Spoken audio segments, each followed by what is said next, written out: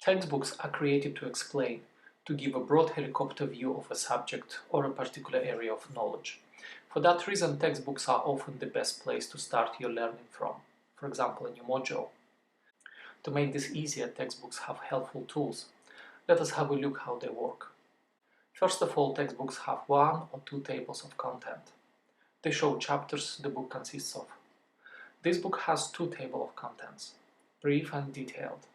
They may be called differently in other books, but the purpose is the same. The concise version of the table of content is there to help you quickly get an idea what topics are covered by the book. If anything catches your eye, you can go to the detailed table of content to explore it further. Almost all textbooks have the index. It's located at the end. The index is a list of important words and names mentioned in the book. They're arranged in an alphabetical order. The page numbers where those terms and names are discussed are listed too.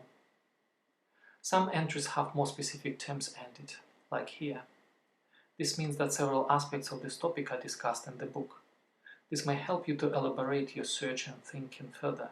For example, if you want to talk about communication, you can break it into verbal and non-verbal communication. Once you found what you're interested in the index, you can go to the pages covering that topic. In electronic books, you have also a facility to do a full-text search.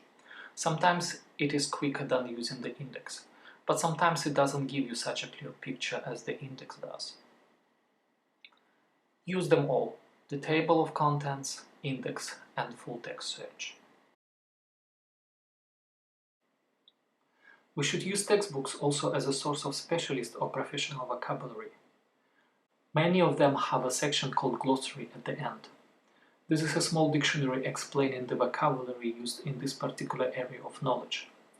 Look through or read carefully. This will help you to start using specialist vocabulary. It will improve your search results when using academic databases and online search engines, as well as make the language of your assignments more professional.